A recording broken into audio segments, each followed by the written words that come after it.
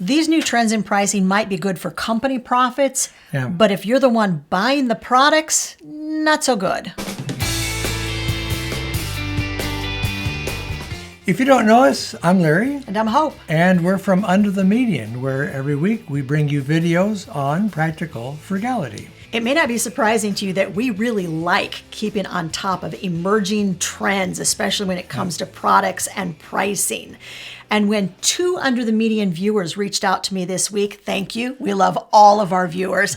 They sent me articles on current practices in pricing products. Yeah. And we thought it would be really fun to talk about them and to take them to the public forum. We're going to be reading some of these articles directly so you get the exact information that we've gotten.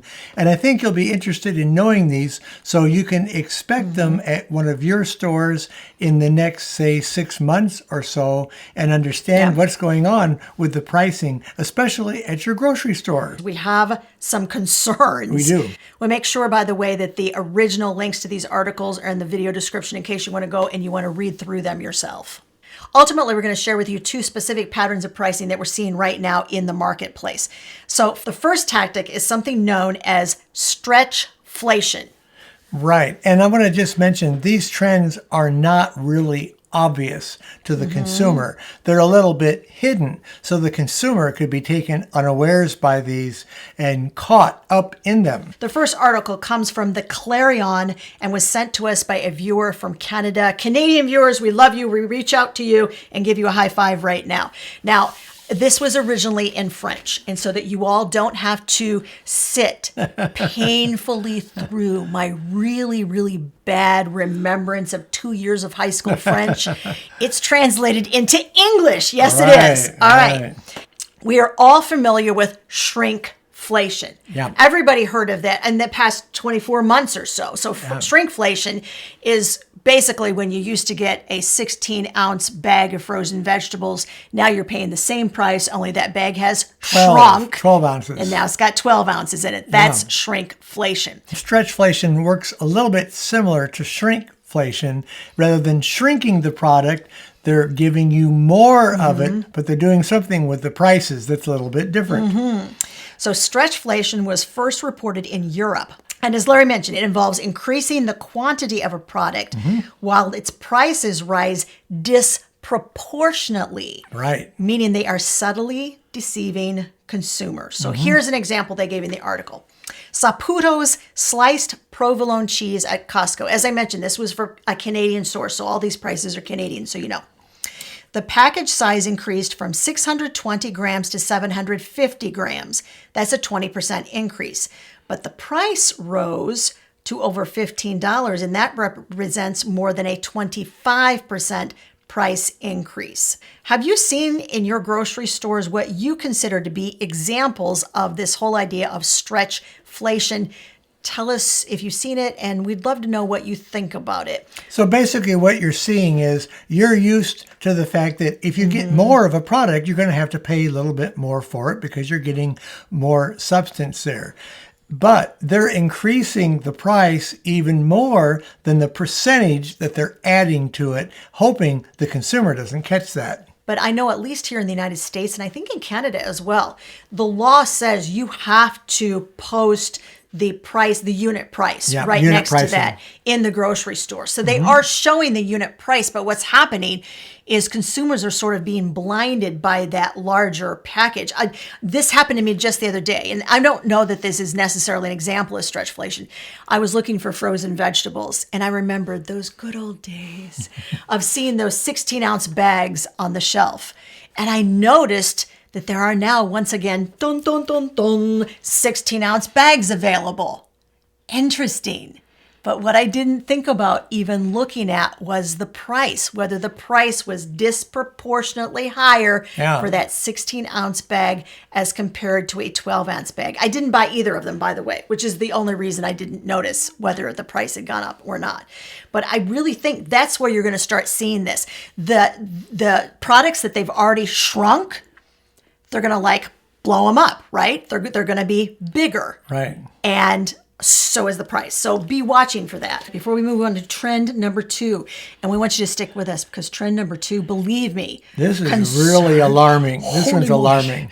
It concerns us far more yeah. than the first one that we talked about, stretchflation. This is just a whole nother ballpark we're going to talk about. So stick with us. But before we do that, if you are trying to lower your costs, and aren't we all these days? Yes. Grab a copy of our free guide to cutting your expenses. We walk you through 10 areas in which we cut our expenses back. I walk you through step-by-step instructions, and I give you a checklist for every single one of the 10 different strategies for lowering your expenses. It's free. I'm going to make sure there's a link to the guide, guys, in the description of the video. And if you'd hit the like button right now, if you're enjoying this video, that will help others to be able to see it. And if you're not subscribed to our channel, we would love to have you as part of our Frugal family. Subscribe.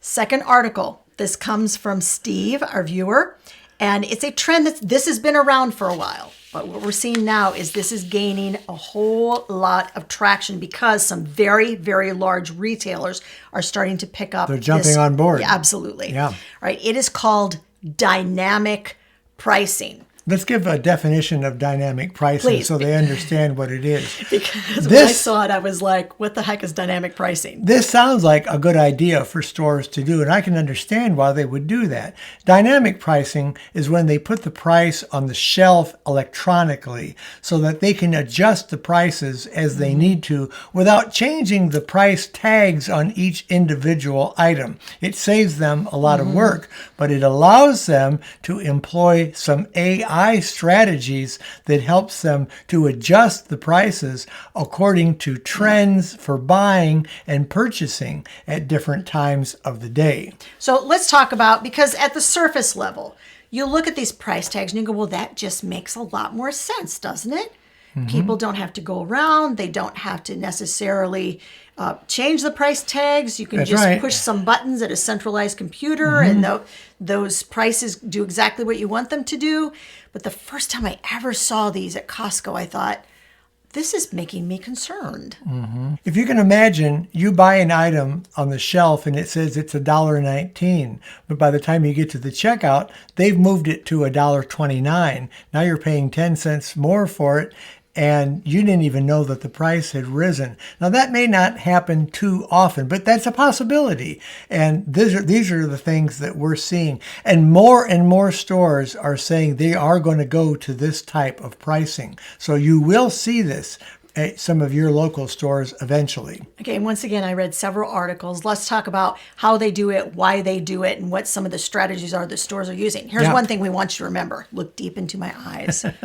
Stores are not philanthropists. No, they're not. They are not out to help people. They're not. They are out to do one thing. Make money. That's the bottom line. And that is exactly these pricing strategies. That's what I want you to remember. They benefit them. They benefit the stores. They don't benefit you. They benefit the stores. But let me tell you how they're swinging this whole idea to make you believe they're doing it for you because they truly value you as a customer. Yeah. I mentioned to you that they are doing this because they have information. Where did they get all this information to even figure out how to do this dynamic pricing thing? Your Kroger card. Store loyalty cards. And we've told you for years now, and we love our Kroger store loyalty card. Okay, we're still going to have our Kroger store loyalty card. It's a benefit to us. It helps us get things on sale. There's good reasons to have it. But it also gives the store an exact readout on what you're buying and when you buy it. My Kroger knows. Kroger corporate knows that I stop by my local Kroger every Sunday on the way home from church. Now, I do this because around noon on Sunday, they have just completed all of their markdowns. And I see all the markdowns that are available. And I walk out of there with 95% of the things on my cart being something that is a markdown or something that is a loss leader item. Yeah. Loss leaders are their super low priced items that are usually on the front page of the flyer. But what if, let's just throw a scenario out there. What if Kroger was actually watching me walk through the store? Apps that you download on your phone, unless you tell them, don't track me. track you. You have to go into the settings and say, don't track me. So when I'm at Kroger, They can know that. they know exactly where I'm at. Yeah. What if they started taking this dynamic pricing to the next level, which this is not far-fetched. So I did read this in a lot of the articles and the research I did. They want to send you specialized coupons while you're walking through the store. Hope, don't you need pasta? You haven't bought it for the past 2 months. Surely you're running low. Here's a 25-cent digital coupon if you'll just go right over to aisle 8 and buy at least one of this brand of pasta.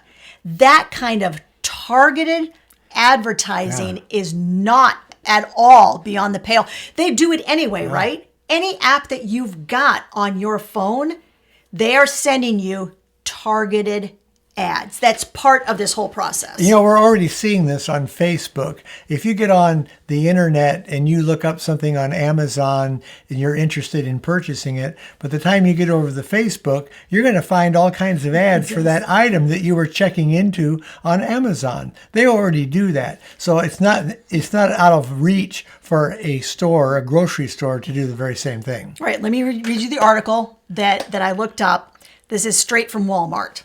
Yeah. Walmart rolled out this dynamic pricing, these digital price tags in all of their stores in Texas. Viewers from Texas, I want to know, have you seen these and what has been your experience with these dynamic price tags that are in your stores, at your Walmart stores in Texas? And they're rolling them out nationwide too, by the way. This is an article called New Tech, Better Outcomes. Digital shelf labels are a win for customers and associates. Now, I want you to pay attention to why they're telling you this is a win. This is not concerning. Do not look. This is not a concern for you. Okay. This is by Daniela Boskin.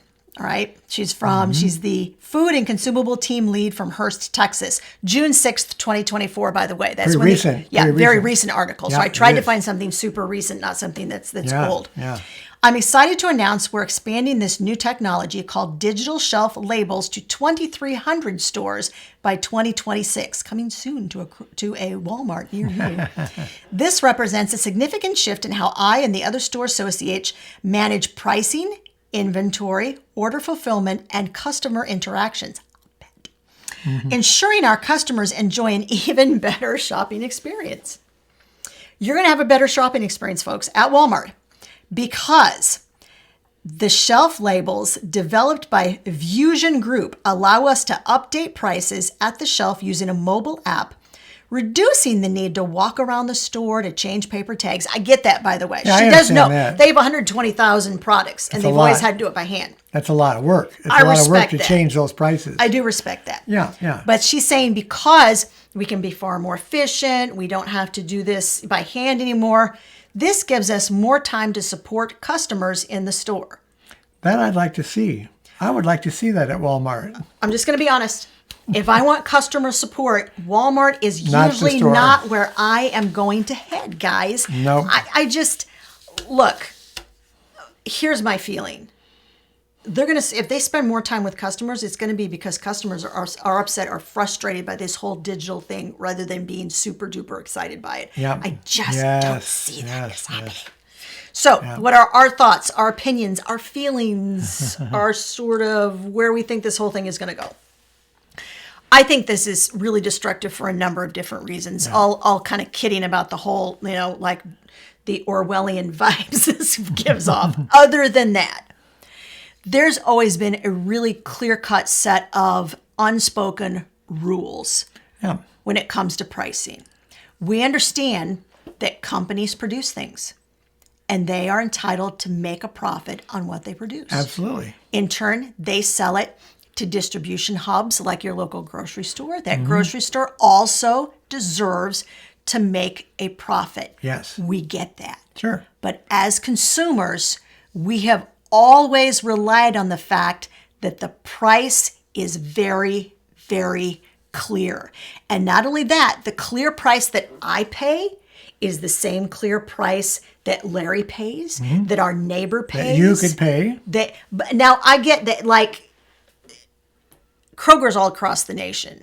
And they have regions. So what Right, you pay right, in your right. region Would be different. is different than what I pay in my region. Sure, but sure. regionally, you should be paying the same price as other people at other Kroger stores in your region. That's right. This makes it so that may very well not remain the case. The consumer has always had the power to purchase something based on the price of that item and the amount of discount that the store was offering. But that's going to change with dynamic pricing because those prices can change at a moment's notice. They're always going to be in a state of flux, going up or down. So this means that the price isn't going to be as consistent as it used to be.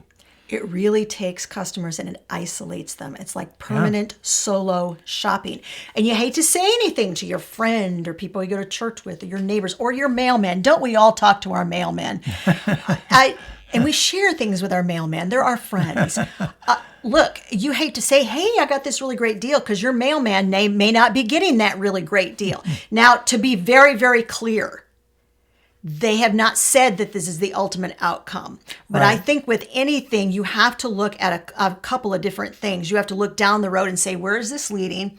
And you also have to look at something super important that we talk about all the time in our house, especially with our kids, the law of unintended consequences. Yeah. And I'm not sure that this is going to be a win for stores. It's going to be a win for the companies that are producing products, but I am not entirely certain it is going to be a win for the customers themselves. All we can do really is watch and see how this works out and what stores do with their ability to incorporate dynamic pricing. Look, I believe wholeheartedly in what we like to call in this house the fraternity of savings. There are groups of people like those of us who come to this channel twice a week who believe so firmly that we want to share our wins. We want to share our savings. We want to share our tips, our strategies with those that are around us because it makes the world a better place when we all share, right? You know what? Grocery shopping has always been like that. Oh, let me tell you, look for this coupon online. Here's the price it's being offered for at Kroger. You can walk away with an amazing name brand shampoo for $2 instead of $5.50 for the bottle. You want to share those things. And I think down the line, ultimately, this whole idea of dynamic pricing, it could tear that whole infrastructure apart.